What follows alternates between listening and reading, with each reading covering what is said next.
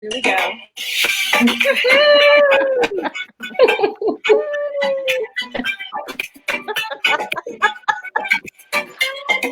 Welcome. It's the High Vibe Tribe. We're live. Come on.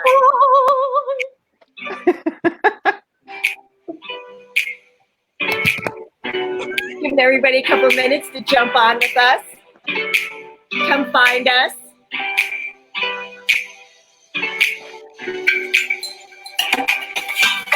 While we're waiting for you guys to all jump in and give StreamYard permission to post your name so we can see who you are.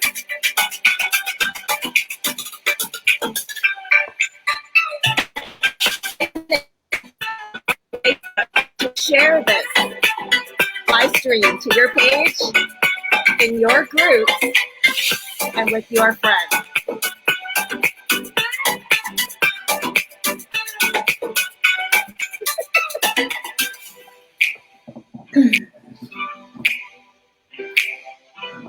Excellent, excellent. So excited for our guests and our friends today.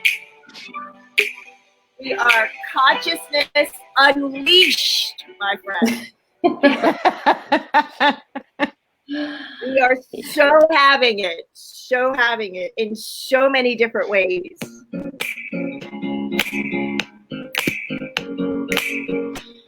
So we're the people in the High Vibe Tribe in order to form a more conscious union, establish awareness, ensure a higher vibrational frequency, provide the necessary questions to promote the infinite welfare of the people, for the people, and with the people.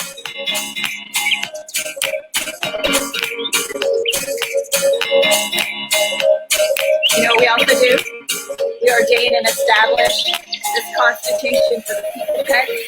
Plant our planet, because we've got a plan in service to all. So happy you're joining us. Woohoo! Go ahead and give permission to StreamYard. You can come play with us.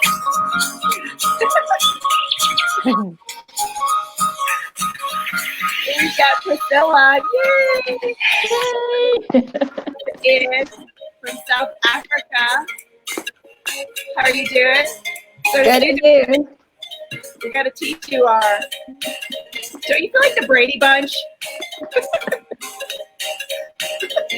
Oh no, that way. Kind of like it's backwards. I think we've always got to go in the opposite direction. Yes. This is Priscilla right below us. Hey, Priscilla. Woo. JD is in the corner down there. Ashley's right next to me. Susan is on the other side of her. Woohoo! Oh, wait.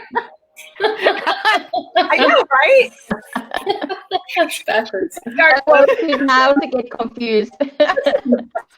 So great. If you're joining us now, please share this on your page with your friends and your groups, and also give StreamYard permission. Let us know where you are joining us from. Where are you in the world?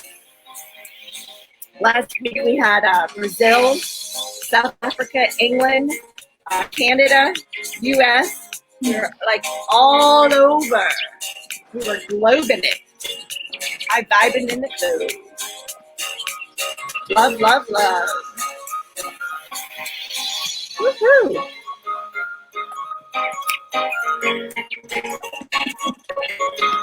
So, ladies, do you have going on this week? What is shaking and baking in your world? As we welcome our guests, our beautiful friends are here. Hello, hello, Kim. How are you? Hi, Kim. Hi, Kim. So glad you're here with us. We got a thumbs up on the music. Cool music from the UK. Thank you, Kim. Thank you, thank you, thank you. Holy cow. Let's see who else is playing with us. Ashni, what is happening in your world while we're getting our next set of friends, family, and consciousness revolutionaries here to join us? Okay, so this world, this my world, this is my world. It's changing. It keeps on changing, and I'm trying to like, how can I be in the middle? The computer cook moves. But yes, so things are changing. Things are shifting. A lot of intense 3-year mark of a certain occasion in my life, which changed completely. So it's kind of like, memories and moderations and sadness and happiness. So all of it has been happening on a personal level. And then on a more general, into the world kind of stuff, there's so much of stuff that is changing, especially if you go back to COVID, see how it's like taking away now. People are kind of like getting back to normal, and not normal, but whatever was normal is not normal anymore. Yes. But whatever is new is becoming the new normal. People are so used to staying now in the house and doing these kinds of meetings. Most people are still working from home. Still, people are going out on the road and getting back to normalcy of being in the workspace. So it's very interesting to watch all of that happen. And while it's happening, still see how, with all the change around us, there is always something within us that is not changing. Because if it was, we would not be able to witness whatever is happening around us. So, yep, that is a little bit what has been brewing in my corner. Yeah, absolutely. What you're speaking about, because I know the backstory. Susan Manewich has also had similar experiences that you're happening. So yeah, that vibrational frequency is like both there, kind of congealing. Yeah. And spreading and expanding and creating different possibilities for both of you. Yeah. Thank you. Yes. And you are burning a certain incense today, which brings us all to that which we kind of like are part of. Right? Yes, it's eternity. Yeah. Hello, Facebook user. Thank you so much. Great to see you again, too. Facebook user. Gotta love it. So cool. Susan Manwich, my love. Hello. How are you? I'm doing well on this Friday evening. Let's see. My birthday is Monday, so after, yeah. I'm actually looking forward to celebrating it this year. Isn't that weird? Sometimes you're like, just get it away. But is it a big year? No, but I'm looking forward to enjoying connecting just with doing really simple, basic things. That sounds silly, but I guess that's to Ashni's point, we've become like a little, the new normal, right? Because I'm not traveling as much as I used to. So, to me, an evening out to dinner and just doing a little this, a little that just feels awesome. Mm-hmm.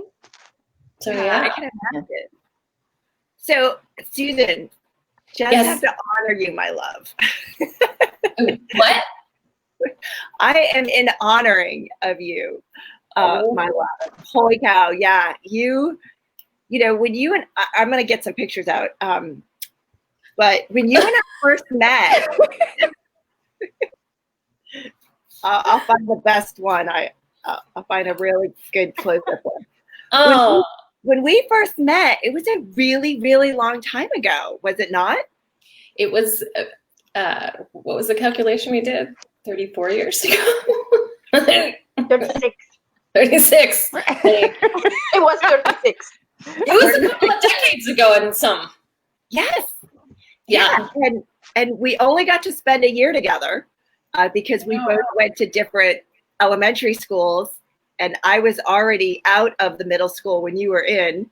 So I was a senior and you were a freshman in high school. And yeah, we just totally like had this rapport with each other. Yes, we did. Our future selves knew. Yeah. You know, from the inside out. And then, and we lived from a really, really small town. You know, we're not, yeah. This is not like a city by any means. You know, like where I lived way out near the Villa Rose, like when you went down Center Street from where I was, there's no lane.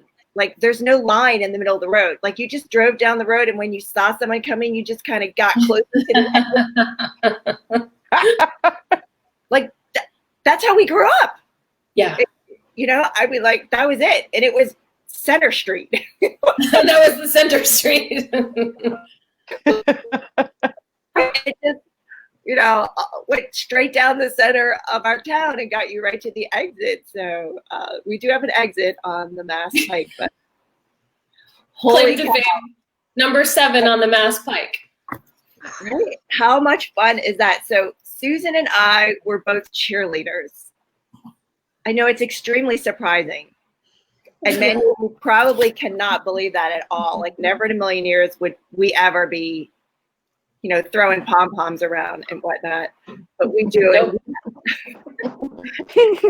These photographs, they've survived 35, 36 years. You're impressive that you have them. Right? So here's Susan. Here's Susan right here. Isn't she gorgeous? This was our awards banquet that we had. Not much has changed though in her face. Looks like the same person. I know, doesn't it? Here. Just the glasses. You didn't have glasses. That's the only we would do all kind of fun stuff here. Oh, that's a bad one. That looks like a linebacker. I mean, look at the uniforms, though. Holy cow. That's hilarious. That was the year we did all that fundraising to buy new uniforms that you guys got to wear. Oh my God, I remember that. That's right, because the older ones were probably from 1970 something. Yeah, you can tell. I was always on the side or in the back somewhere. Because you're so tall. It was like short. The short ones went in, and it was like this V out to the.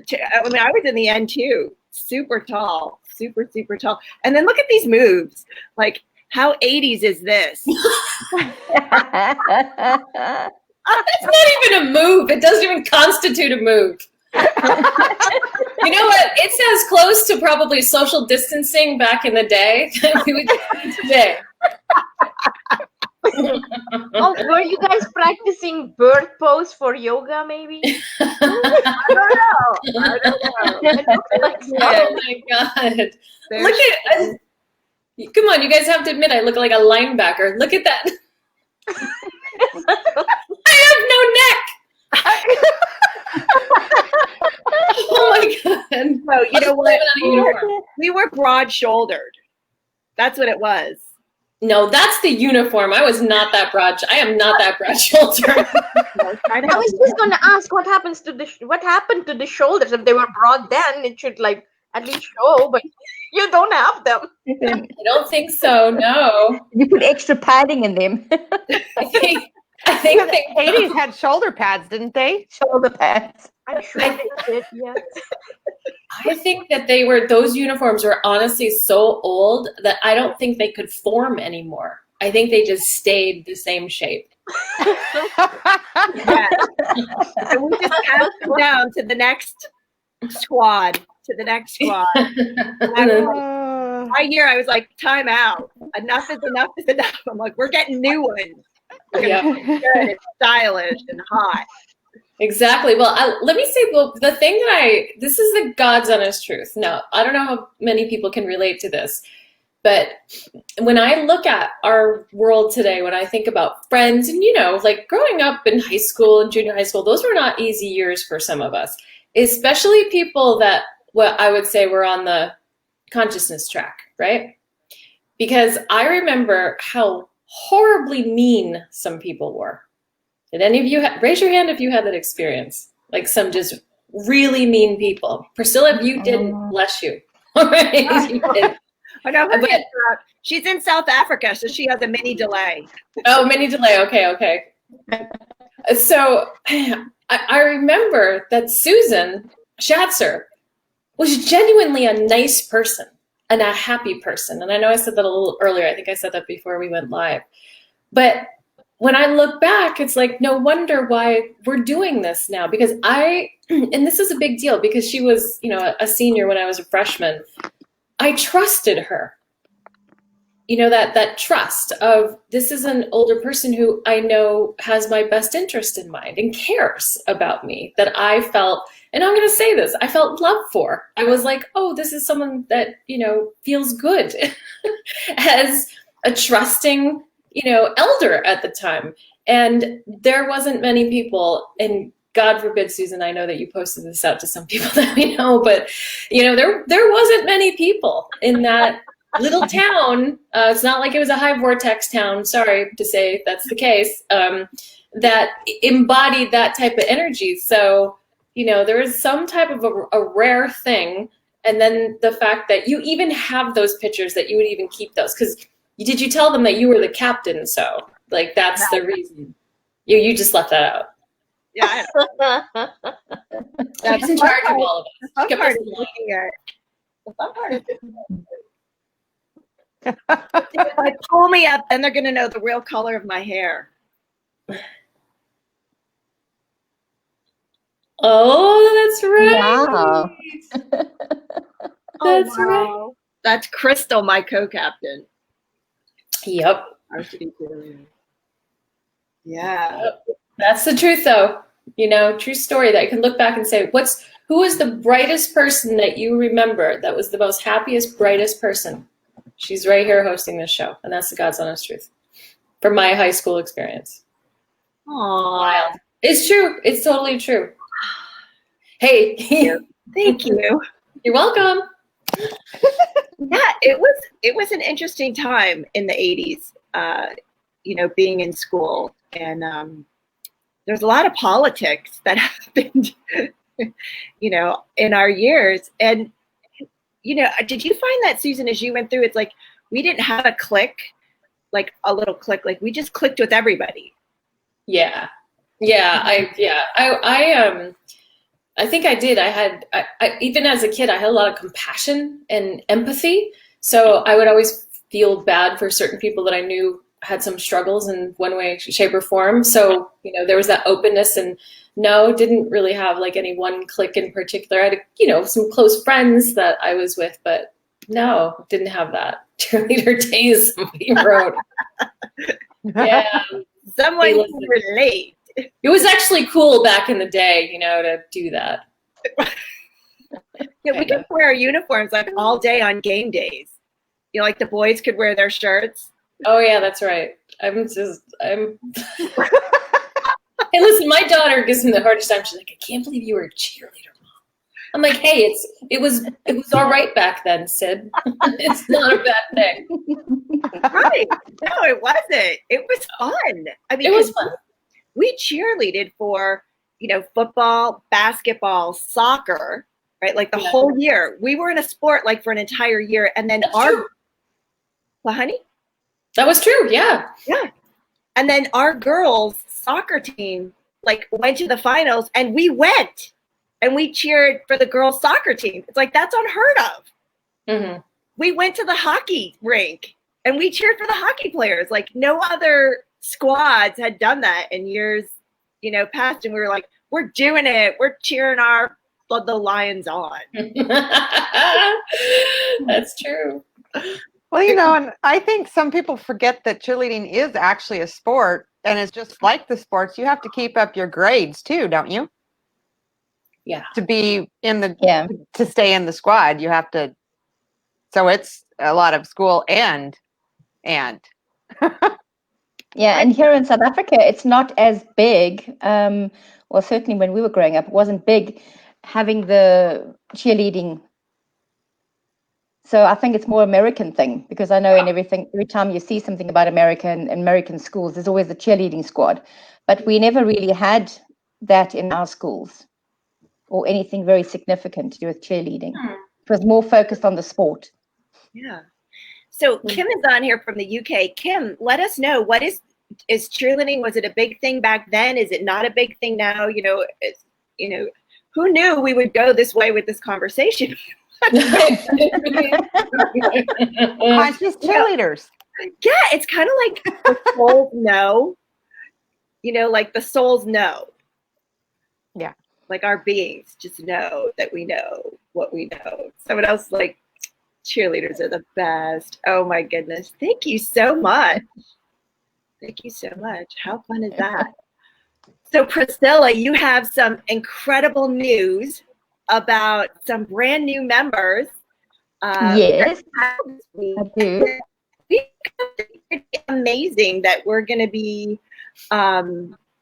sort of creating, with them, that's coming up that they get to vote for. Yes. Susan, you're invited to come to this too. Like, this is each time our tribe reaches like a new milestone, like a new 100, like 500, 600, right? We do a movie appreciation night. So we live stream a movie on Zoom, and then like everybody from all around the world gets to come in, and we all chat with each other about the movie and have conscious conversations, and it's so fun. So, oh, that sounds cool. I like that. Yeah. So Yeah. Would And you? start connecting from all people from all over the world as well, which is amazing. Yes, yes, yes, yes. So would you? Last week we had 88 new members. Susan, and we see, they're laughing because we do have a funny joke about that. Yeah, Janie, do you want to I share? know what Janie did. Janie, I saw what you did. See what I did? Oh, you found out our secret. Janie, I found the Alexa app, and I could like put the whole 88 names in there, except I think it did a couple names a couple times. Yeah, but it was, we had the pronunciation.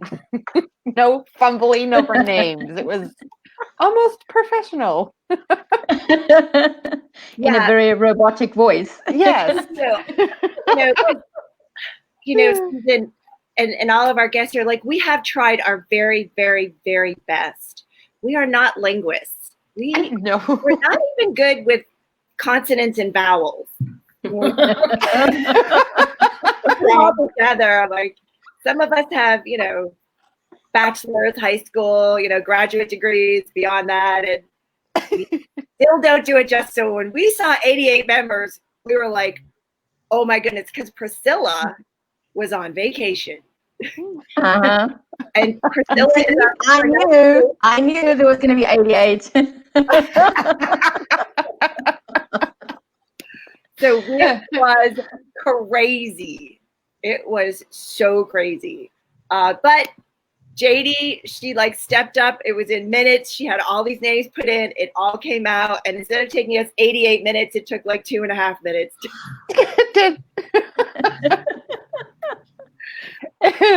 So Priscilla, would you love to honor up our brand newest members that have joined the High Vibe Tribe this week? I'd love to do that. Okay, so we've got Louis Cano, Michael Chodzik, Steve Spitato, Darshini Naransamy, Emily Shaw Osborne, Carl Mahay, Sophia Renea Morales, Alazar Dyer, Elias Muhammad, Antoinette Nirvana Langer. So hi, Antoinette, one of my best friends. And Susan Manewich. Hello, Susan. She's also joined. Jennifer Hitchcock, Mark Rapp, Robin C. Adams, Rachel Moore, Lockie Marvel, Gaurav Prashar, Pablo Hernandez. Hi, Pablo. Joanne Klein, Mariana Perek-Bolanca, Ravani Moodley, Dawn Burnett-Webb, George Choplain, Laura Buckley, Laura Stocknick-Hay, Selena Sense, Dolores Mozzarella, Cooney, Charlotte Herbert, Andrew Gillespie, hi Andrew, another good friend, and Michelle Bunting. Dun, da, da, da. And that's my list. So excited. And That sounds so much better than Alexa. yeah, but we got to do what we got to do when we got to do it, you guys, right? Yes. It's like, Absolutely. just what's happening. We were just seeing the energy, space, and consciousness of what was required at the time. Yep. Yes. So, Oh, and I want to say hello to my sister Caroline. She's on tonight. Ooh. Hi. Yeah. Caroline, welcome.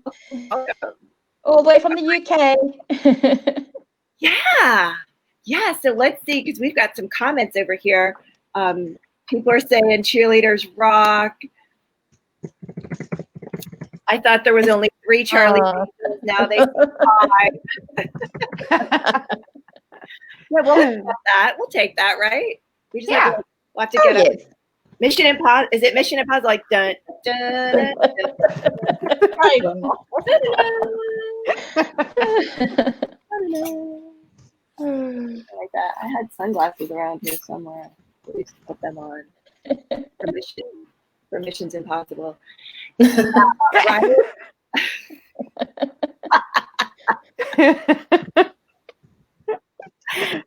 So who knows, Janie? Do you know what the movies are that everyone can vote for? Let me look. Okay, check out the movies. And Priscilla, would you give us the date that we're going to be shooting out the movie? Actually, it's movie morning for us here in the States. Oh, I can't remember now. So it goes in October. And Okay. Ashley got it. Ashley's good. Let it rip, Ashley. 10. 10th of October. It's October 10th at 10. So 10/10/2020. Oh yeah, 2020, 2 times 10. So October 10th, 2020 20. at 10 a.m. Eastern time. Oh. Don't make us come get you outside. And actually, that's 7:00 in the morning my time. So I'll be having movie and coffee. And coffee. And Yes. in bed. With Yes. the movie. Good. There we go. And we'll all have some of these too. Donuts. Donuts. Krispy Kremes. Edible toric stones is what those are. You like that, Susan? I do. Yeah, I got that. And in the after party last week, after the show, we have an after party. This was the card that was pulled. Wow. The donut card. No. And it's consciousness. Consciousness. Yeah. This is the DNA strand. Each of us is part of the consciousness of all that is. This activation reconnects us to the every level. Reconnects us at every level. Isn't that cool? So there's more to the donuts than just calories and sugar. Just keep telling ourselves that. Works for us. I found it. Look at Janie going. So Jurassic Park, Cloud Atlas, Inception, and The Last Airbender non-animation version are the choices to choose from for movies. Yeah. Have you guys seen any of Those those? are interesting. Yes. What were they again? The Last Airbender. The Last Airbender non-animation version. Okay. Jurassic Park, Cloud Atlas, and Inception. Okay. The only one I haven't seen is Cloud Atlas, but I've seen the others. They're all brilliant. Right?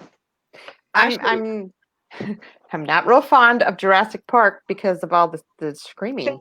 That was just I just want to help that poor girl. It's like, it's okay. You're gonna have me. It's I'm a gonna have movie. anxiety because I'm watching you have anxiety.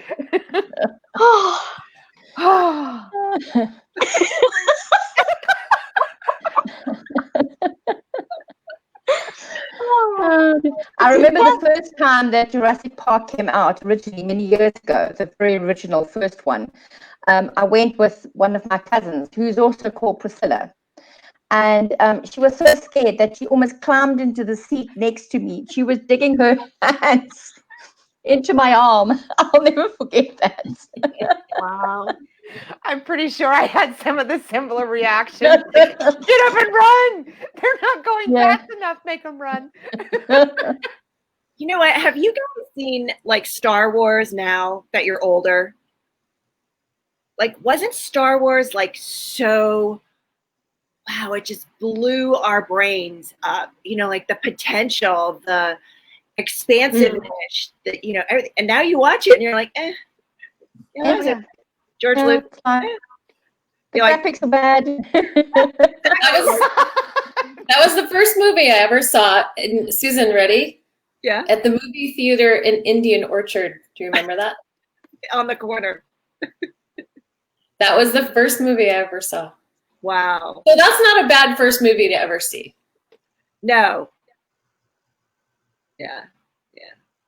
No, it's gonna be. There's a question about Jurassic Park. There's more than Which one is it? Is it the latest one? The first one, right? Oh, the very first one.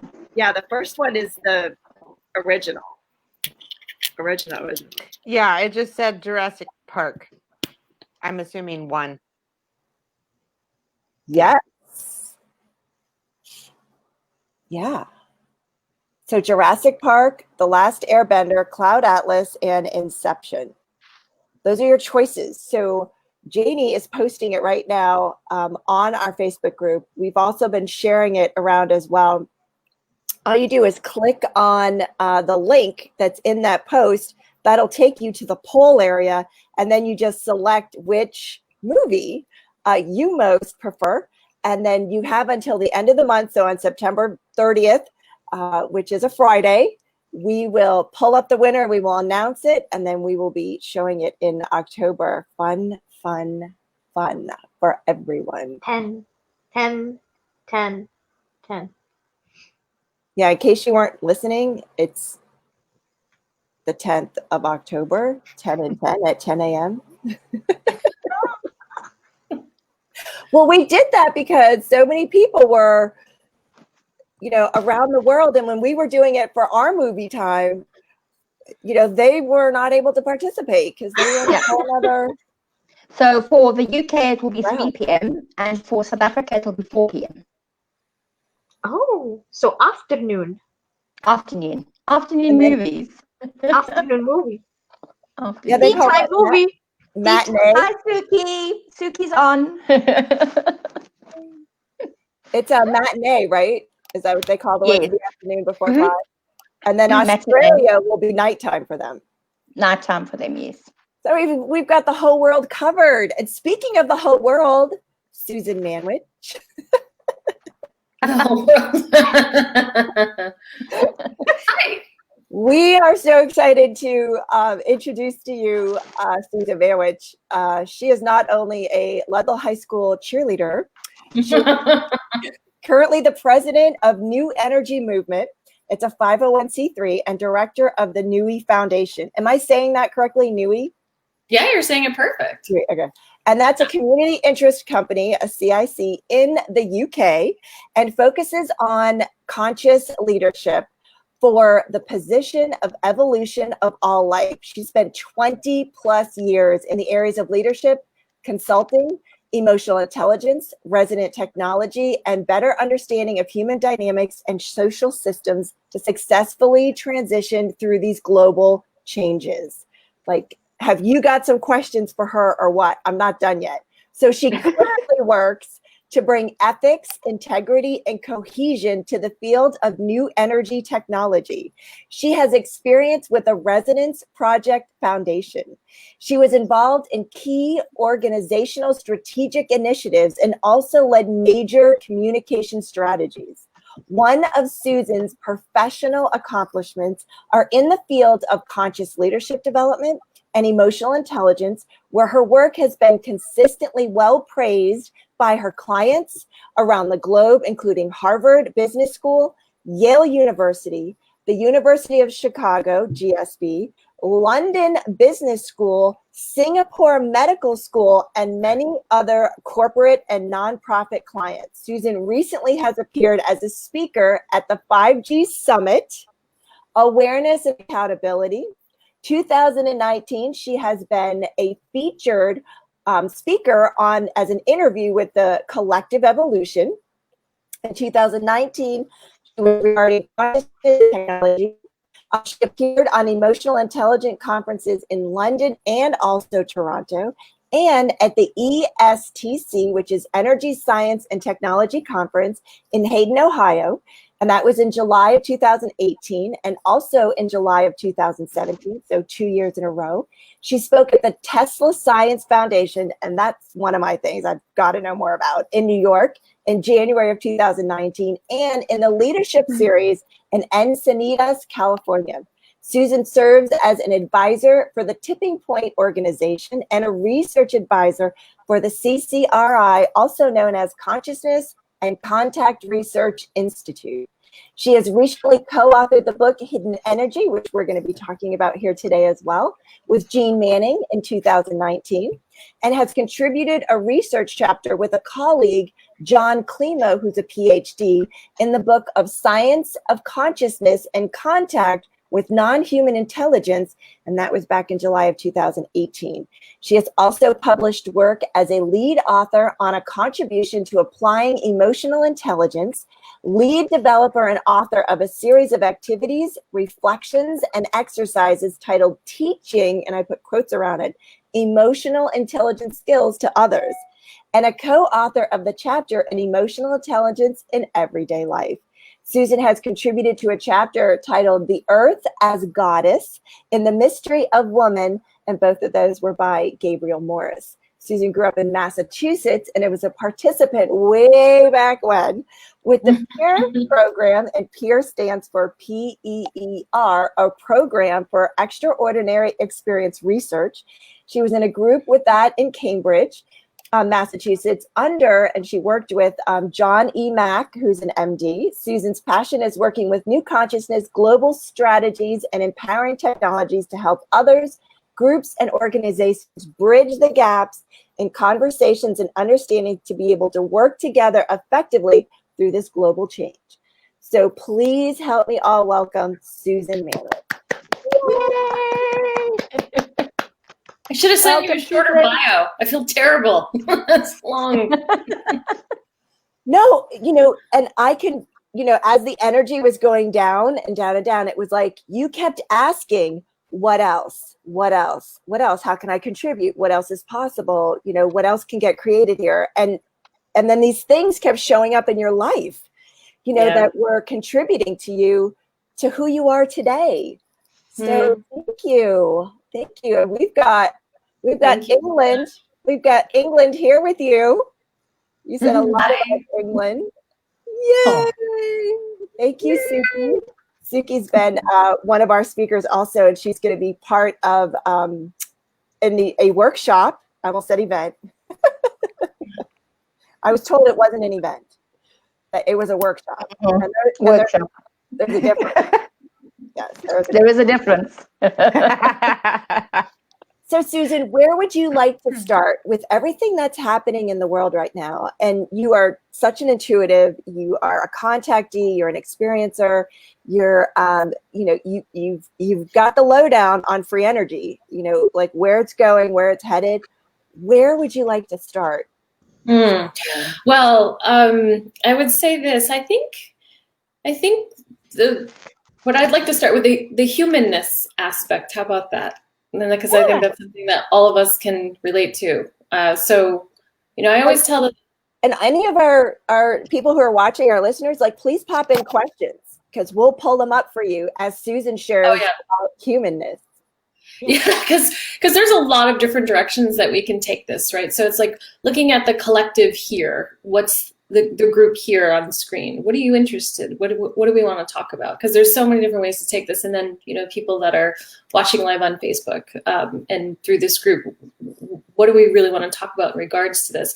What I can simply say, I tell this little story because to me, it's the easiest way to explain, well, you've done all of this stuff, right? And how does, the people that are in new energy technology will say, well, what are you doing here? Because you've got all these other things with consciousness and emotional intelligence and your organizational development work. So, what is it that you're really doing here? Because you're not an engineer, right? And the story is, I remember incarnating in. I mean, I literally remember being energy in the corner of my parents' bedroom, and it was in the evening.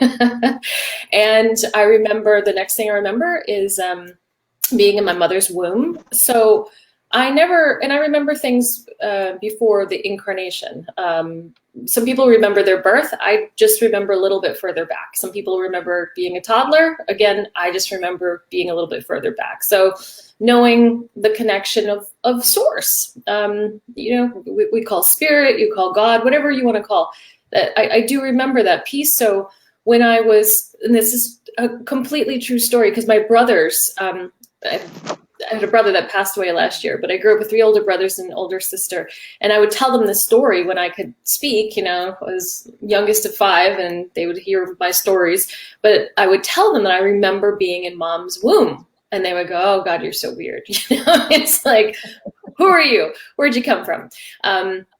So I remember being in my mother's womb and literally rolling my eyes in utero. I was probably like 7 months old in utero going, oh no, not this place again. True story. And it was like a funny, oh no, not this place again. It wasn't like, oh, the dread. It was more like, oh. I mean, my spirit, I remembered my spirit being light and happy, pretty much like the way that the vibe is on High Frequency Friday right now. But going like, oh man, Okay. we picked this lottery ticket. Are we kidding? Yeah. And so I've always been able to see the subtle realms. I came born with it. So I think a lot of us can relate to, we're just this way, right? Or maybe there was some type of an experience that opened us up. So I've just simply paid attention to what I call this, like, I always felt like my job was to keep myself as clean and clear as possible. Very difficult to do on this planet. Yeah. Not easy. Yeah. Because that's something we have in common. Yes. So my mom's water broke on August 22nd. And then it took me 16 days to get here. I wasn't born until September 8th. Ah. And I was like, no, I'm not doing this again. You're stubborn. Rain check, like return to sender, like Elvis Presley. Yeah. Right? I was not happy. Yeah, it's a thing. It's a thing. So we were here after all these years. We came out.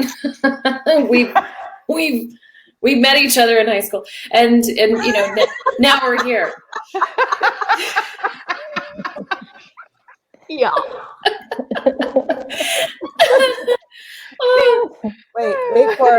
Wait for it. Oh.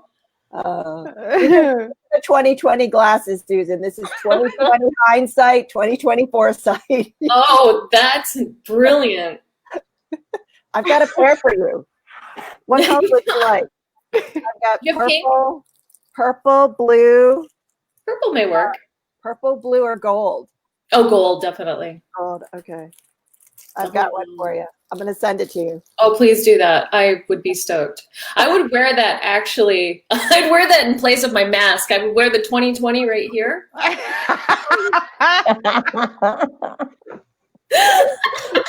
Celebrate it, everybody. There we go. That's it. That's it. So I just truthfully, this is the truth. I just paid attention to what we now call our higher self. I just paid it. I knew well enough to pay attention to that, because I actually do remember what I call my original instructions coming here, which it wasn't bestowed upon me from something else. It was me in conjunction with spirit, me in conjunction with source. And I just knew that my job was to keep my connection as clear as possible. And this is a true story too. When I was a kid, my parents and siblings would find me hiding in a closet, and I would be like covered in all of like the the stuff that's in closets, like clothes and shoes and blankets. I'd like put it on me to shield me from energy that was going on. My brothers were crazy. They were just boys. Boys do crazy things. So I had to do that. Like I was not extremely introverted, but introverted enough, and I've always felt like I knew how to adapt well enough to my environment and tell jokes, actually, to like get through, to be like, so that nobody really knew what I was thinking and what I was picking up. Because with all due respect, there's lots of dark stuff out there, and as a little kid, as you're picking this up, you're like, well, I don't want them to know that I know what they're thinking, what they're saying, because you come with this knowing of certain things, maybe more than you want. So the reason that I share that is people have asked me, they go, well, how did you get into doing what you're doing? How did you do this? And it's like, I just paid attention to my intuition. And the amount of people that have looked at me and go, well, no, there had to be more to it than that. And I'm like, well, if you're looking in one reality, you can think that, but if you see it on a different level, then it actually makes a lot of sense. So that's the truth. I've just followed the magnetic compass, and being in, and I know I can say this to this group because it's high frequency and we can talk about consciousness. I remembered spontaneously some of my past lives as well, where I was working with these different technologies before. So it's kind of like picking up where you left off, but doing it in a way that hopefully has a different outcome than it had previously. Now, the one thing I will tell you is there's quite a few people that work in this arena. Many of them don't publicly say it, but they have had that as well. And then some remember their experiences in different star systems and different planets working with technologies, and they came here to share their knowledge and their information. So it's not everybody that has that, by the way.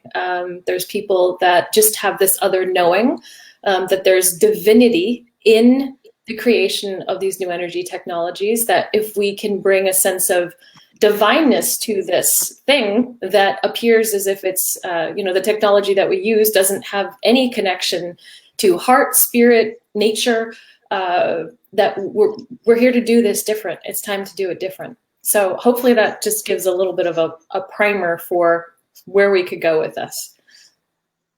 Yeah, I'm spot on with everything. Oh, I have Your sound is bad. It's the whole thing.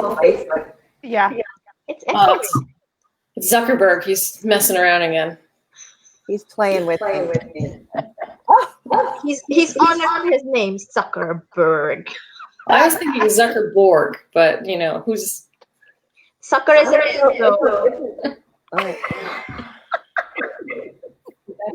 I did go there, didn't I? Ooh. Yeah, we're not banned.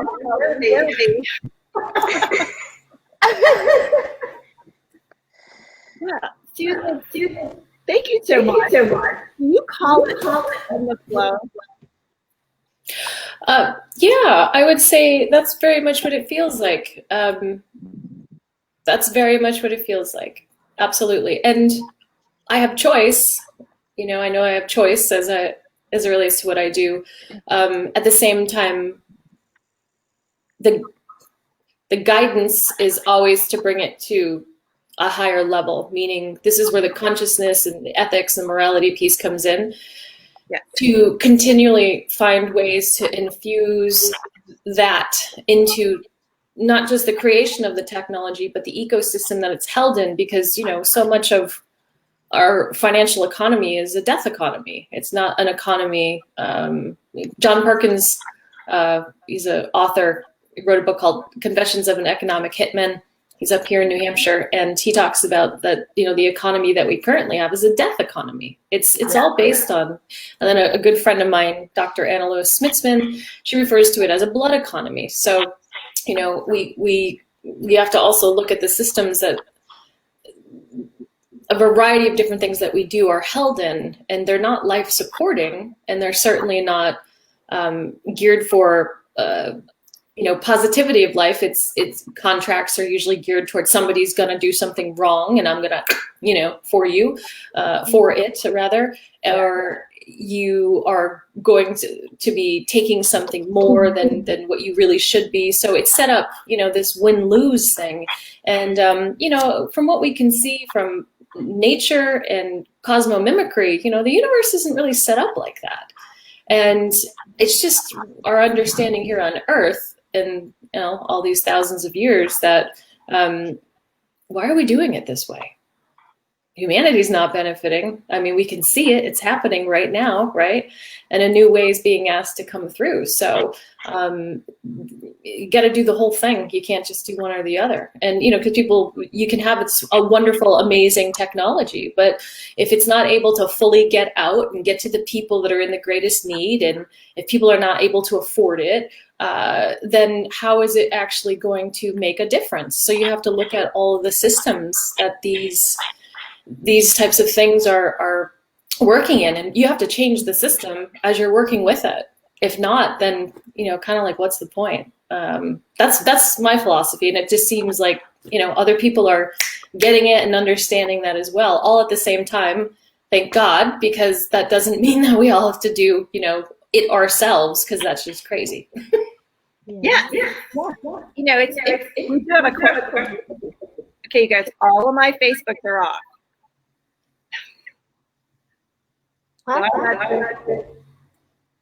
I'm just gonna keep back. I tried it with that didn't work. I'm gonna stick him back. 2020. I know. No surprises. I'm in the fun now. You know, I'm in with that mirror, and the mirror is like going back and forth.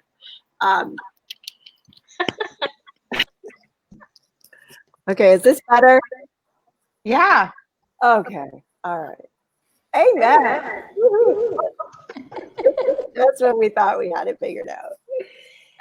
Yeah. So, Susan, I was taking a look at the world computers, and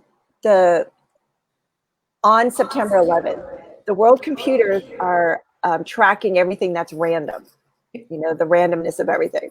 Well, on September 11th, when the entire world like came to a stop, and sadness, depression, anger, guilt, loss, like all of that, and then support from all around the world, projected on the youth, but like everyone was inclusive. Like it didn't matter who we were, where we were, we all had a common emotion that we all shared globally.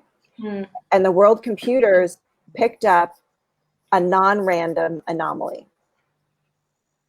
And it happened again when they did there was like 1 million or 7 million people who were meditating. So I asked this question, I'm like, so the computers being the AI,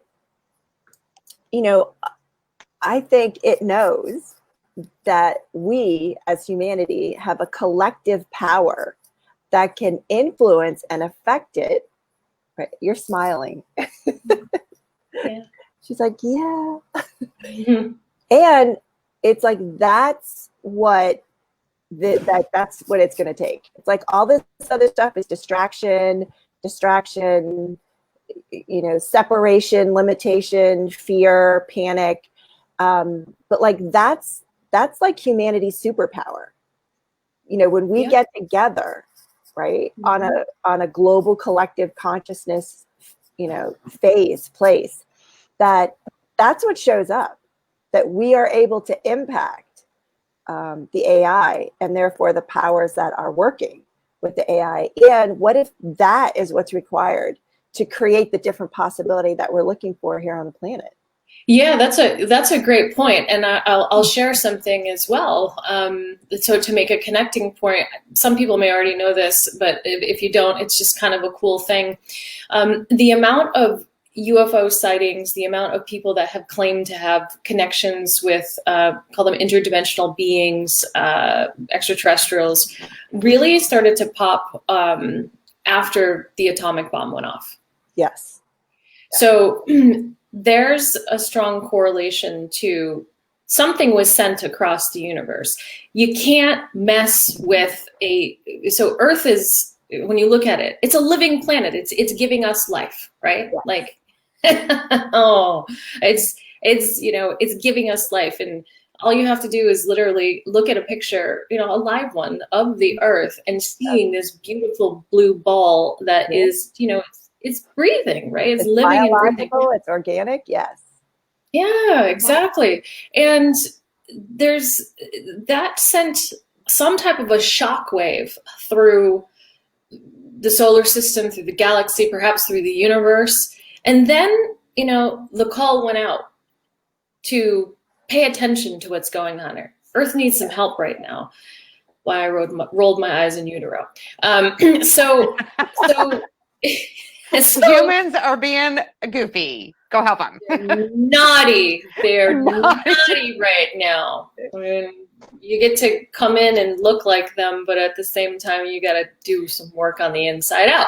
Yeah, when that atomic bomb went off, we almost annihilated all the grays when that went off. There was like a huge, you know, because the atomic bomb transcended time, space, and it like vibrated out, and it, you know, and they were like, okay, wait a minute. Yeah, something like definitely. The beacon went up. It was like, yeah, the beacon went up. Bing, bing. Something, the tracking.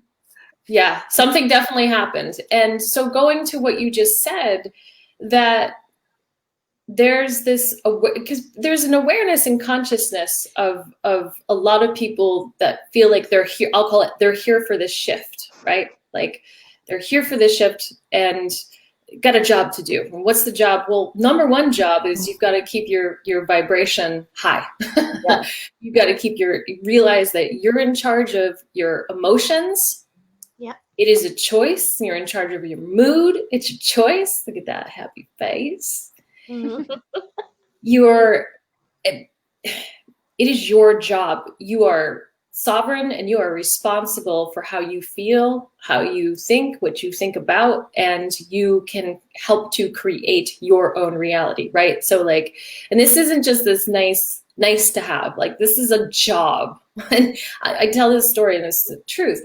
Every day when my feet hit the floor when I get out of bed, that's my choice point. Okay. What am I going to do today? Because, I'm sure some of you felt this too. There's days over the last couple of years, because the energy, they get rough. You're like, okay, I may just go to this big rock and hang out here for the day, because I don't want to deal with life in general right now. Things could be a little on the rough side, right? Yeah. He's like, I know that one. No, it doesn't happen to anyone. Right? Yeah, it's tough stuff right now. Lots of stuff moving and going through, and physical pain and headaches, and feeling totally off, and digestion even. Like there's so many different things that are going on. So to what you said, Susan, there is a way that imagine if human beings were like cells in a body.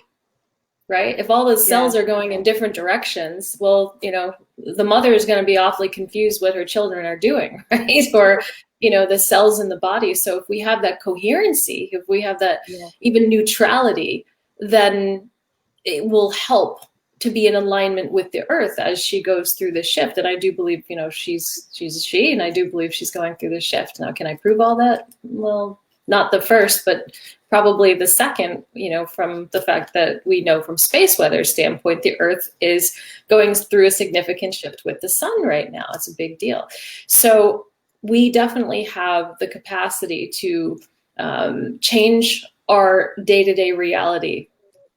I mean, if you're in an environment with people that are negative, and even if you're positive, there's a chance that you're going to become impacted by that. There's a chance that, what you see on a day-to-day basis may not be the same thing that a group of people that are neutral to positive and loving, what they will see and what they will create. So if we can do more of this on a daily basis, and more of these groups, and the 7 million meditators, it's going to make a difference. And one of the other things I think about is, for those people that know anything about Tibetan Buddhism, there's constant prayers, and even Hinduism, constant prayers.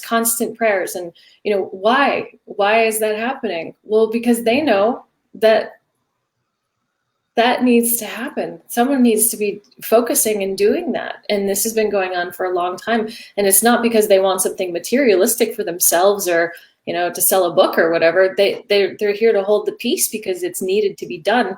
Just like I think some of us incarnate in because it needs to be done. Our role is a little different, but nonetheless, it's working to, I believe, stabilize some of the craziness that's happening and going on, and to show people you do have a choice. You're not just a victim or subject to being knocked around like a ping pong ball in a machine. So, yeah.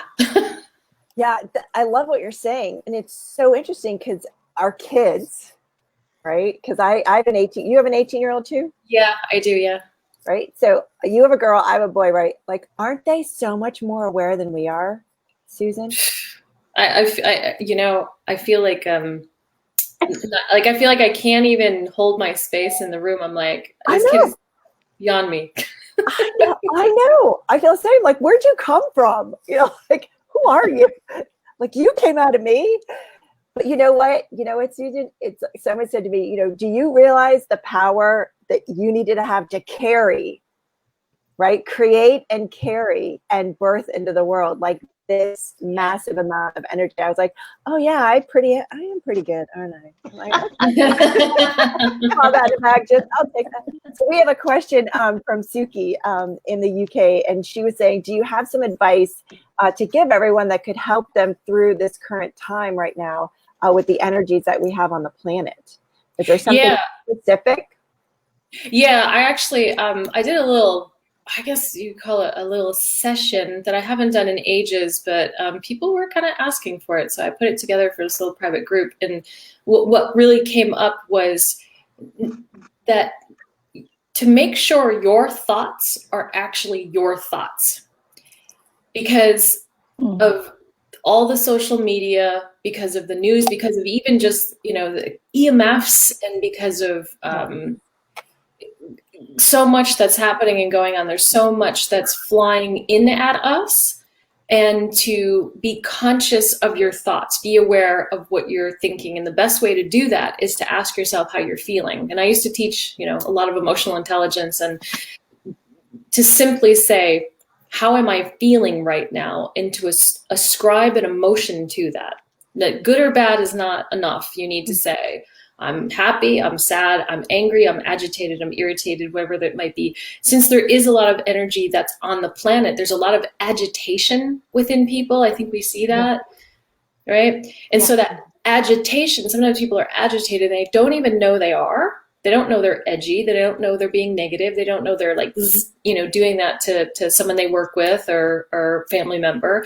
So to take responsibility and to ask, how am I feeling right now? And if there's a negative charge, is it possible, first of all, you ask yourself, well, where's this coming from? Yeah. What's creating this negativity in me right now? And if it's beneficial, because maybe it's there for a reason, because if it's a fear or some type of a threat you have to deal with, or some type of an injustice you have to fight, that's where the anger comes in. But then to figure out, well, what do I need to do to effectively manage this emotion? And this stuff, again, even though I incarnated the way that I did, and I've been seeing these subtle realms my whole life. This body is sensory, right? Like we have emotions, and those emotions are energy, and those emotions, you know, we've got the central nervous system, and it does things. And it makes us, it allows us to relate to the world, to play, to fight, you know, to like create, and they're there for a reason. So it's part of us, but it's not necessarily our spirit. And to be responsible, it's almost like there's a car here, and we're you know, kind of like Avatar, we're like super connected with it. Actually, it wasn't the cars on Avatar. What was those flying? Tails. Was it the tails? Yeah, like where they connected like in a with dragon. the, A dragon. It was a dragon. yeah. Like a dragon bird. Yeah, a dragon. Like they. Yeah. It's like. Yeah, they become.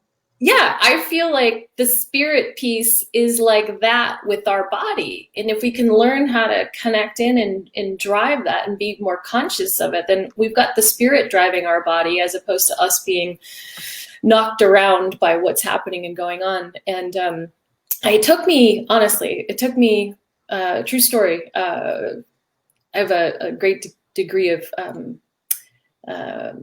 my mom died when I was young, and she was sick for a very long time. And I had been quite concerned that I may get what she died from, because it's in my family, and it's a really tough disease. And it's again, they call it the world's cruelest disease. I kid you not. So I went to Peru and I did ayahuasca. I've never, like, I don't do pot. I can barely drink. Everyone makes fun of me when I have like a half a glass of wine because I can't handle it. But I went to Peru and I did ayahuasca before, I think it was popular, back in, 2007 or 2008. And I was in the jungle, I was in the Amazon, and I was really scared, not because of being there, but because of this disease, because I had this beautiful child, and I didn't want her not having a mama, the way that I didn't have my mom. So that's when I learned more about this physical body and the energy on planet Earth and the energy in the universe, so to speak, and you know, close energy to source.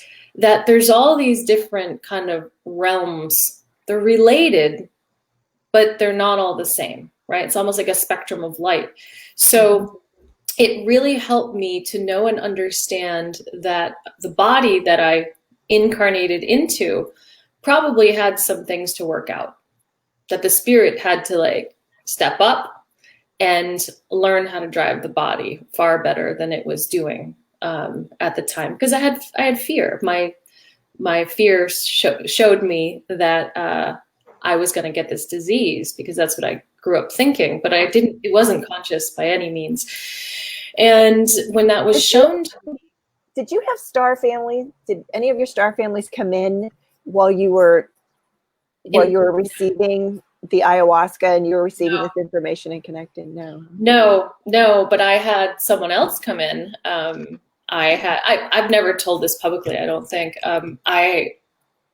I saw the Dalai Lama when I was in my experience, and I didn't just see him. Like, I rubbed my eyes after, like, at first when I saw him, and I touched the ground, and I said, "Oh, I must be seeing things," because obviously I'm doing this.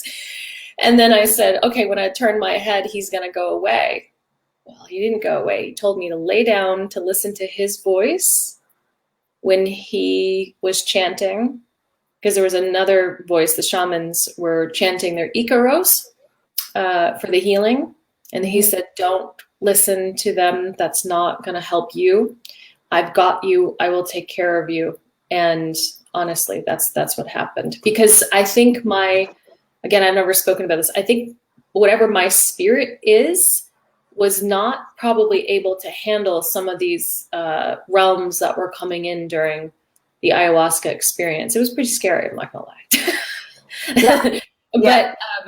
But then there was this healing that came in, and there was a lot of beautiful things. The beginning part was rough, but then afterwards, this big, deep cleansing and this big, deep healing occurred. And then, honestly, the rest was up to me. I had felt like 80% of my body was cleared and clean of these negative thought forms about the disease. And then I spent the next 3 years clearing and cleaning and taking accountability and taking responsibility. I did qigong every day, 3 times a day. I did prayed, did mantras, changed my eating completely around. And what else did I do? I went on a couple of trips, so to speak, with nature, and some with dolphins. And it was like, then at that point, I was 100% clear and clean. And then I started helping people out. I did quantum healing hypnosis and then did energy work privately out of my house, just because I wanted to give back and help. And I don't do much of that. I'll do it for family and friends on occasion if I see people struggling. But it's, yeah, so I know that was a really long answer, but the point is, like, I think there's so much more sophistication with all of this stuff, and you know, to know your thoughts are your thoughts, and then they're not coming from some deep thought form that, you know, formed a long time ago. Yeah, it's interesting that you talk about naming, like it's important to name it. And I'm like, I'm fine, I'm okay, because that's what we're taught to do. Yep. Because I do that a lot. You know, I was told, like, nobody really cares, like, what you're going through, or, you know, what are you looking for? Sympathy? Are you looking for empathy, or like, you know, and here you're like giving us permission, Susan, to be like, look, call it out. What is it? What's happening? Name it, claim it. Because that's your prana, that's your life force right there, right? Like, that's your life force, that's your prana. You got to know where that stuff is going and who's it going to. And you know, I think a lot of us, we'll call them light workers. I don't like calling myself that. I don't know what I am really, but it's like, you know, we're here to help, but you don't take energy from people. No. Right? You don't take energy from people. That's dysfunction 101. That's the beginning of dysfunction 101. Yeah. You know,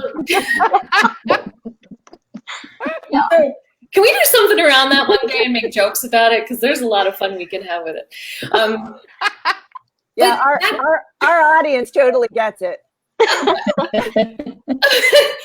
we see that all the time, right? You see, like, you know, I'm jealous, so I'm going to do this, and I'm angry, I'm going to do that. Like, I'm fearful, I'm going to do this. And so, you know, before you know it, like, people are doing this to each other. Why are they doing that? Because they don't know how to deal and generate their own prana. They're not their own free energy device. Right. Right? So here's a relationship to the technology, for real. Like, that's the relationship to it, that, you know, we've got to be able to manage the life force and manage the energy that's within us in order to generate the over unity, right? So if you're happy and kind and positive, and not to say we all have to be Pollyanna all the time, but you're likely going to give to someone. You're going to be able to generate and give, as opposed to, you know, the opposite, where you're like, Yeah, absolutely. You know, one of our audience members just wanted to share this. No sooner, this is when the bomb went off, had we defeated Germany, that a new threat started appearing in the skies over America, drawn to Earth by the latest threat to extinction, the H-bomb. Explosions acting as transducers, drawing alien life forms through wormholes in spaceships using electrogravitic propulsion, advanced extraterrestrial species visiting us, concerned for mankind and the threat of our self-destruction, forestalling our annihilation through their own self-sacrifice, the crashes at Roswell, more importantly. Very well said. Brilliant. Like, we got some high vibing members in our tribe. So yeah, right? Like, wow, like, what else is possible now? You know, and I love what you're saying, because it's so, like, you know, what if Susan and Janie and Priscilla and Ashley, like, what if everything we're seeing and being is actually like the illusion, right, of what everything else is happening around us in the world? Like, we're being the mirror for everybody else, you know? And what if we were able to step into, like, our power and potency and not necessarily give it away with the anger, give it away with the resentment, give it away with the, you know, name calling or jealousy that you mentioned, Susan, or like competition. Like, that's such a lie. It's totally a lie. Yeah. What if, Yeah. and we all of us like have a firm stand on like collaboration, and collaboration is the key. Competition is the lock. And Yeah. that's why we all collaborate, and we're all, building this tribe and building this group, because, we know that there's a different possibility available. And so let me just throw this out there. So what do you perceive, know, be, and receive, Susan, could be a platform that because I got that so many of us feel as though like, I need to have 3 million followers in order to place the intention, and then somebody else who's, a light worker feels as though they need to have like 3 or 4 million followers, like all these huge groups. And I got like, okay, that was a point of view I have, and it's not actually the truth. Like, there's something else available. So it came up as, okay, who do I know, and who do they know, and who does that person know? And like, what if, in a short amount of time, we like had people who had small groups and medium-sized groups and large groups, and we were all on the same emotional page, right, of co-creating the higher frequency of love and gratitude worldwide that shifts everything. Like, so I'm saying, like, how can we do that? And then you're our guest, and I'm like, well, how can we do that? Like, what would it take? Do you want me to answer that, or do you want to open it up to Janie, Priscilla, and Ashley? Everybody. Who do you guys have a read on it? See, I want to like, what I get is, as the individual, when we actually can realize that when we were created, the mold that we were created in was destroyed. There is really no competition with us. We are one unique being that came here, as Susan mentioned, with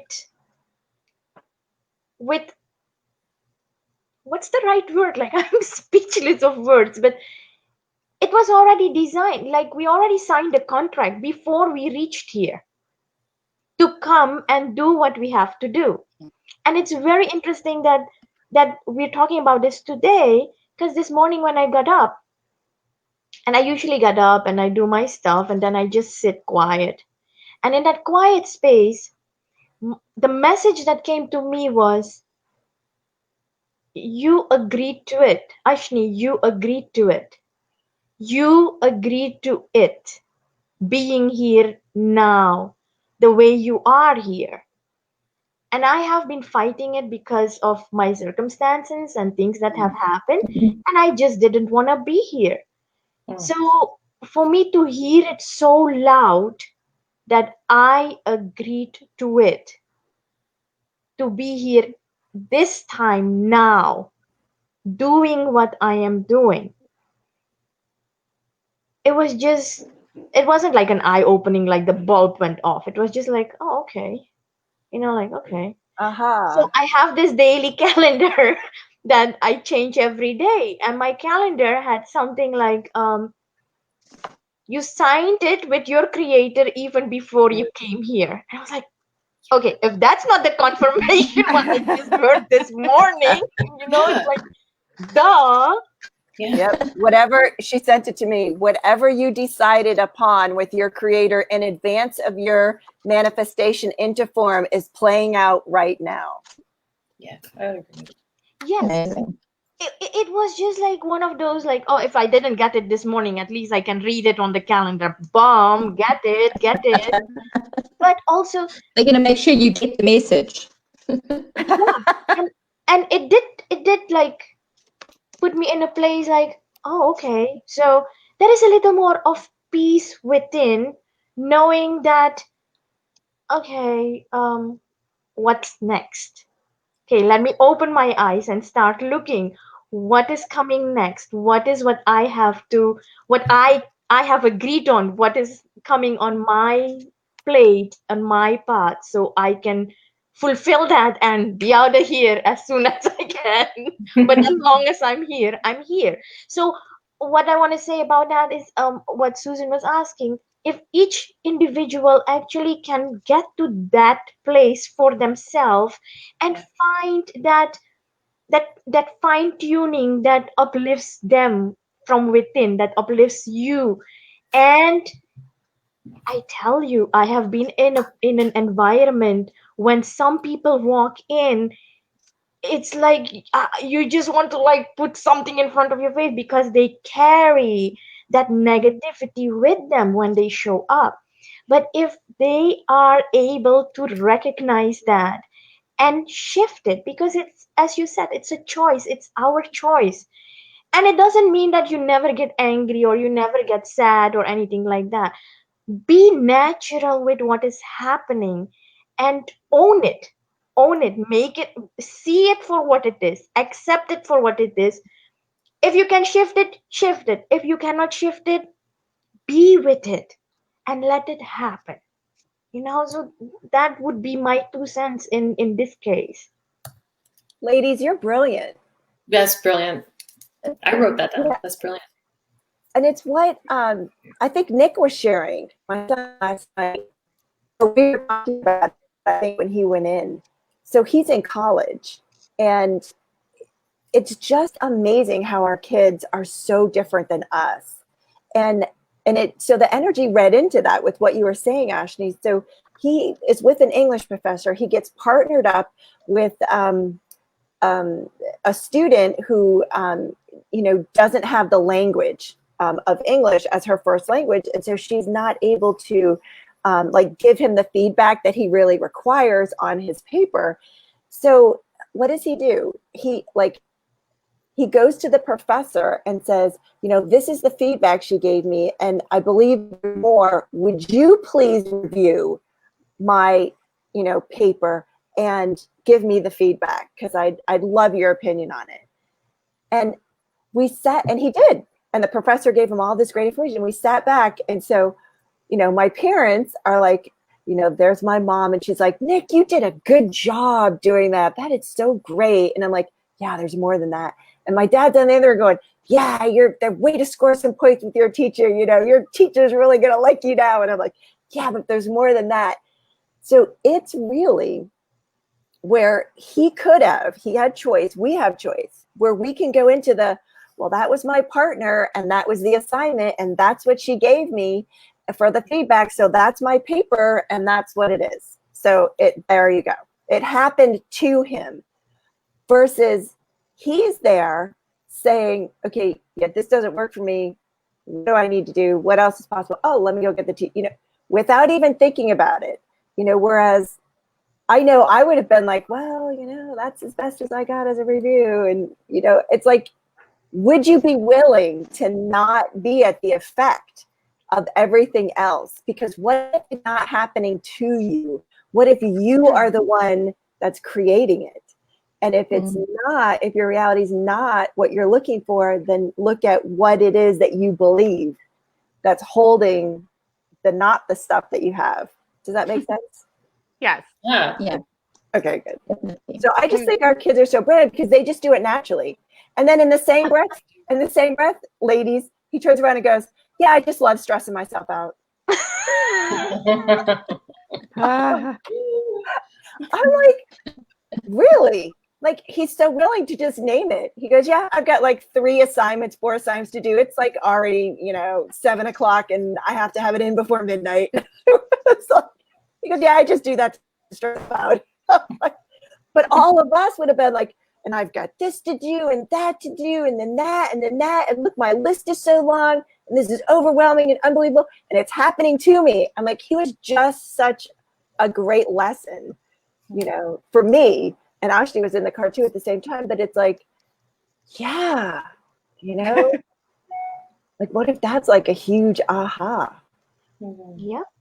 Well, and that's cool that you put that whole story together like that, Susan, because what I was thinking as everybody was talking is like, if you are having a hard time getting yourself to that space of neutrality or no competition or your authentic self, don't be afraid to ask for help. Yeah. There's nothing the matter with you if you have to ask for help, because even, because I've been on energy work for a long time and I had some stuff going on and I had to ask for help because I, beating my head against a wall for 2 years trying to do it myself. And I'm like, okay, I'm done. This is not working.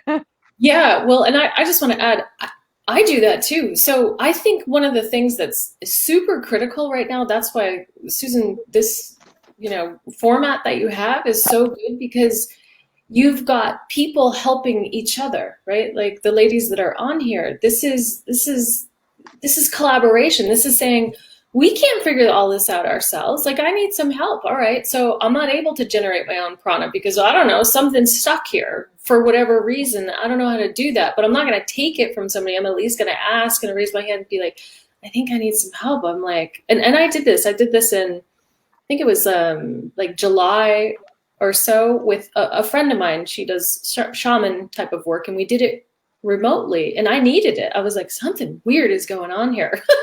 I think it was earlier in July, but the point is, I needed help, and it was after 90 minutes, I was like, well, that feels different, and how come I couldn't do this on my own? Well, maybe I wasn't supposed to. Maybe I'm supposed to trust, but Janie, that's like, it's so on target, but this is the support that we can provide to each other as well. Yeah. Mm-hmm. Well, and I think that's the key piece in collaboration and eliminating the whole competition thing is, that whole piece of being in service with gratitude and not of service in competition. Well said. So to speak. Yeah. It's nice how you said that. In service with competition, be in gratitude without competition. That's like, yeah, interesting. Mm-hmm. It's a much better way of being able to do things together as in a unity, as opposed to having it, being in opposition. You're putting like that against each other. Whereas when you work with unity, you going together instead of pulling apart. And I think that's much better. That's what I've tried to create with my own business and the things that I do. I do a lot of things in, I co-create. I'll say co-creating with the divine, because it's so important that we step into our own oneness and being, but you bring everybody along with you and you help them to shine their light as well, because there's always abundance for everybody. There's always enough space and time and energy and moments for everybody to share. And I think that's what's important. Mm-hmm. Yes, there is enough money available in the universe, on the planet, for in abundance.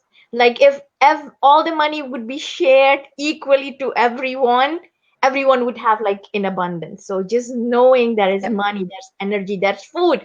How much food? People really do not have to go hungry. It's a choice. It's a mindset. It's the individual who's choosing to be where they are. At least that's what I think. Yeah. Even with you talking about the food aspect, I used to work for a charity group where they would go to the supermarkets and get all the food that's about to expire, or I don't know if you also have it where you can order your food, and if it's delivered to your home, then you collect it. If you're not there, it goes back to the store. But they're not allowed to take it back into the store because it's the store. Right. And so they had to dispose of that. And they used to collect all this and open up their own little market, and they gave it and sold it very, very cheaply in a donation basis, and opened up a little cafe, and cooked food for people that couldn't afford it. And, so people were getting all the fancy stuff and not paying a fortune for it. But it was about no wastage. Yeah. And then every week they would post like how many tons of food they've saved, and how much that equates to rainforests they've saved and animals they've saved because of the wastage, things like that. So, and I think if everybody does that and co-creates with each other, I think that's so important. Yeah, sort of finding the need and filling it. Yes, definitely. Because, you could have these wonderful little restaurants, and then people go there and go and have a meal for very cheap, and they just give a donation. But then it's not just about the meal, it's about the people you meet there. Then you have a conversation, you all sit together, it's one long table. So you're all sitting together, having this conversation. So it's about community, energy exchange, Yes. saving the planet a little bit. So it's a complete melting pot. Yes, it's finding the need. Like, where is there a need, and let's like figure out how we can fill it. Yes. In the line of food, there was something I just recently saw about misfit fruits and vegetables. I don't know if you've heard about it, but it's like it's up and down. It's even in Massachusetts, where local farmers and orchard and growers, where food doesn't fit in. So it's like awkwardly shaped or a different size, or it's the wrong color. And they take all this misfit food, and it's food that they would normally have to chuck because they can't sell it to grocery stores. Yeah. And so they box it up, and you can buy boxes by like the pound, like 8 to 10 pounds, 10 to 12 pounds. And it's whatever is seasonal, and it's called the misfit, misfit food. I think it's misfit food or something. But yeah, you can look it up, and That's amazing. You can pick the box size based on your family, and you just get it, and it's not bad. Like, there's nothing wrong with it for gaming. It's like it doesn't fit in with what grocery stores would sell. But before we go, Susan, and I know you're getting ready to go to a birthday dinner, tell us about this book that you have, this free energy, and I know you spoke at the 5G summit. 5G is a big topic right now. Elon Musk's 60 rockets that are all going out in space, and 5G towers. What do we need to know about this? Well, I have to go back to the misfit fruit for a second and vegetables. And I'm gonna send you a picture because we're supposed to get a frost here tonight. So I had to make sure all of my squash and all of the veggies and fruits were pulled inside, and I put them all next to each other because they had to be in the house. Yeah. Show me what actually grows in a coherent way. I mean, like, I couldn't figure that out. But everything is I've like a squash that's like, no joke, like this big, and another one that's like this big, and it's like fat. So, geez, if I was growing for one of these places, all of my stuff would be in the misfit container. I don't think it tastes different, but whatever. But it's kind of like, like we talk about how we don't fit in, and we didn't fit in.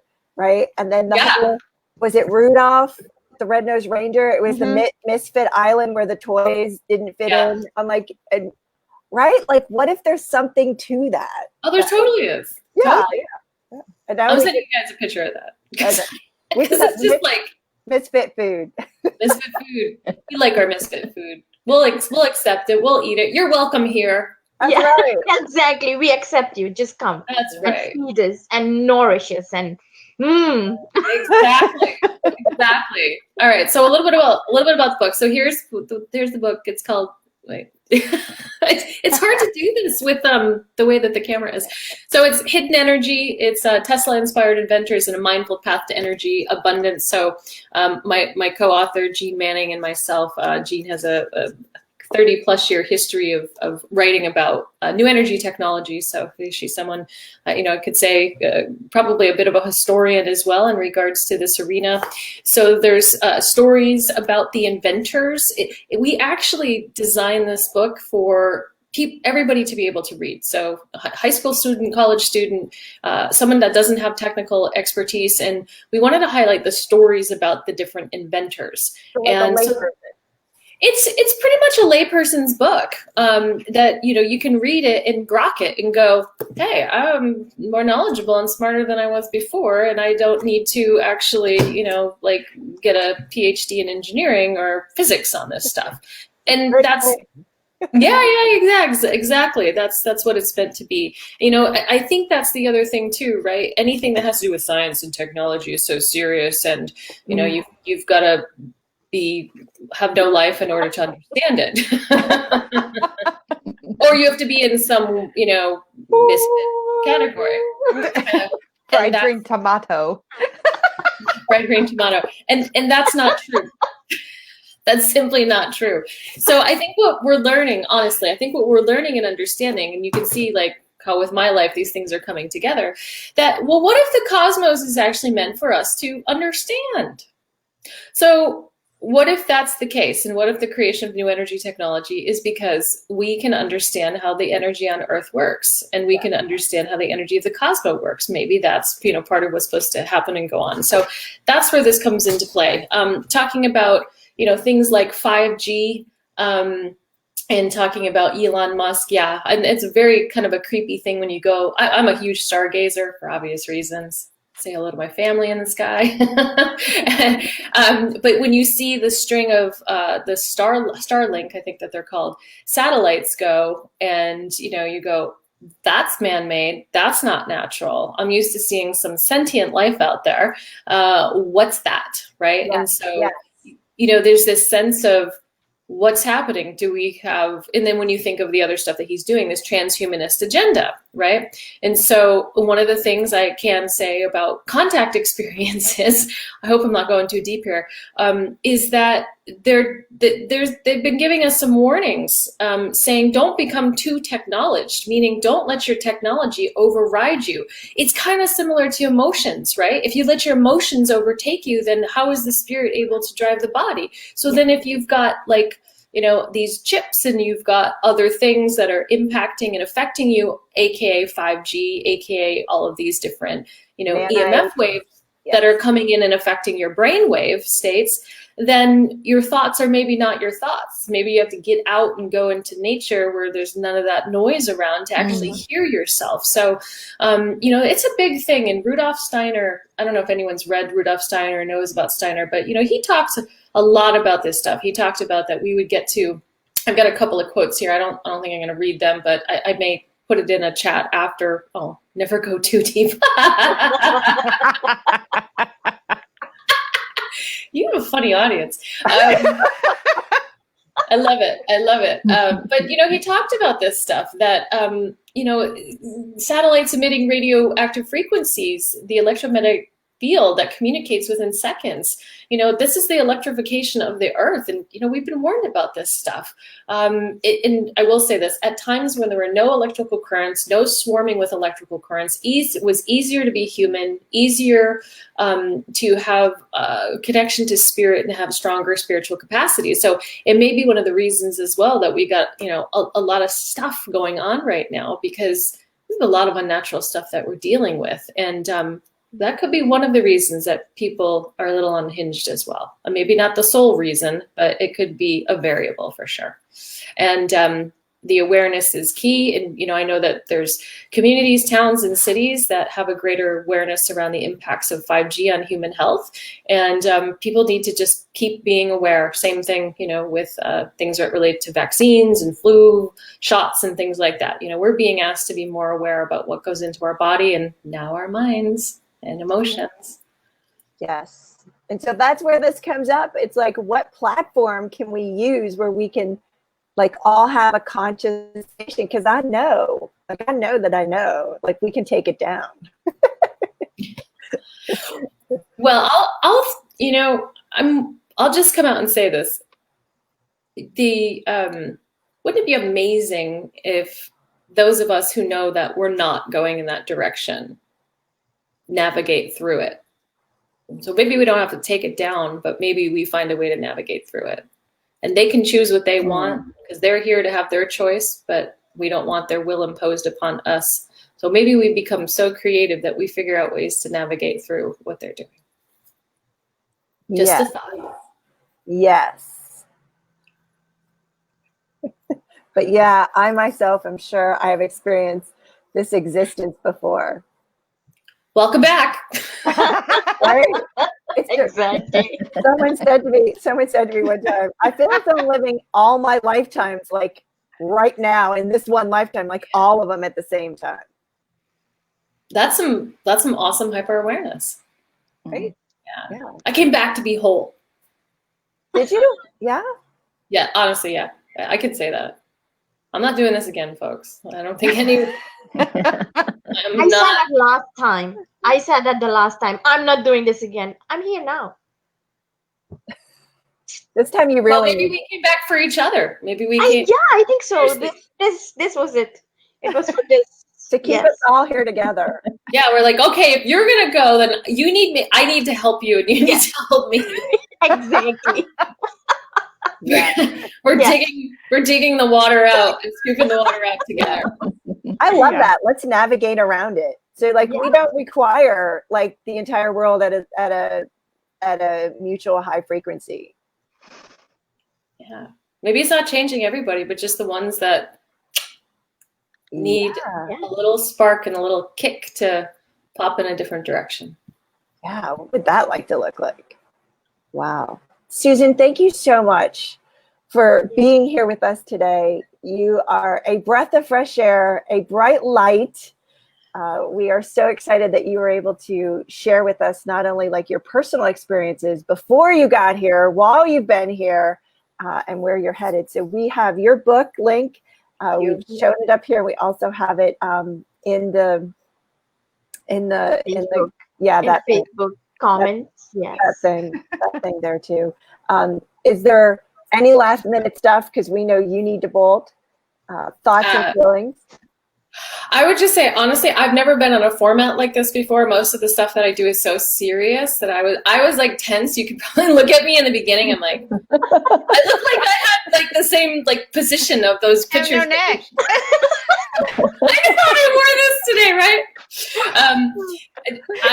I so enjoyed myself. I have to thank you so much because I had no idea what to expect, Susan. You know, because we did this a little bit last minute, and I had no idea what to expect. And I love the free flow. I love the laughter. This is the way to go about, you know, having conversation and being creative and doing it in a fun way. It's enjoyable. So hopefully, you know, I can come back and just hang out with you guys at some point. Yes. Yeah, we would Yeah. love to have you. It would be fun. Yeah, I feel like we're bookends, the two Susans. And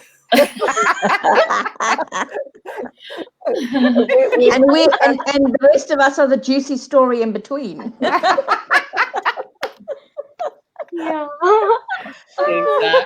I'll be the front cover. You can be the back cover. So cool.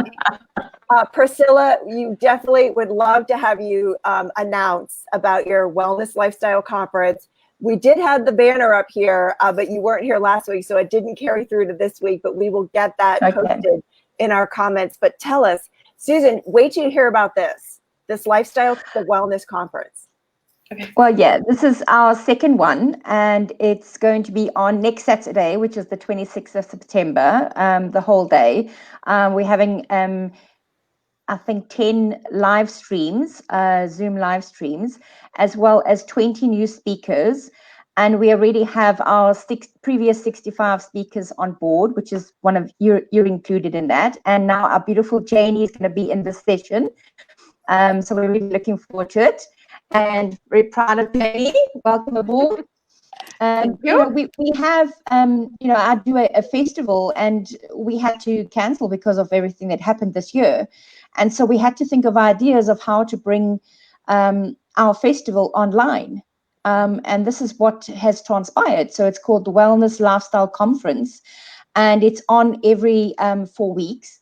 And every 4 weeks we bring in 20 new speakers from all over the world. So it has changed and evolved, which has turned it into quite an interesting concept for us, you know, to not just focus on our own South African speakers, but on everybody globally. So it's become a global event, which has been amazing.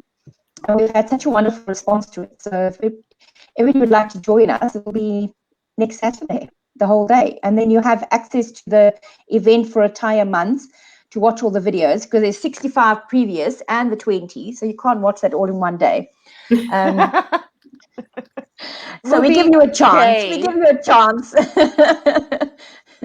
Otherwise, you'll be sitting there for 24 hours glued to the screen.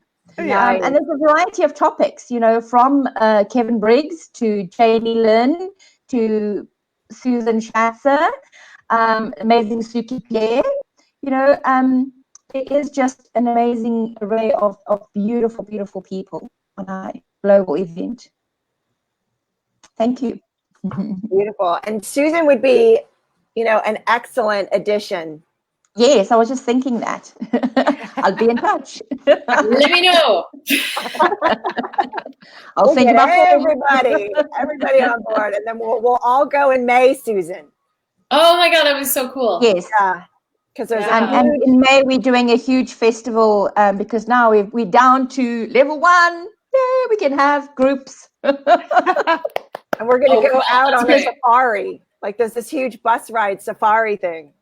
Mm-hmm. Wow. We're going to do, and I went on an amazing safari last weekend. So we're going to get everybody on the wild bus. Yes. Love you all so much. Thank you for being here. Thank you, Susan. for Thanks, being here. Susan. Thank you. everyone. You guys are pretty awesome. Seriously. Until next Friday, my friend. Ciao for now. Bye. Bye. Mwah. Aloha. Au revoir.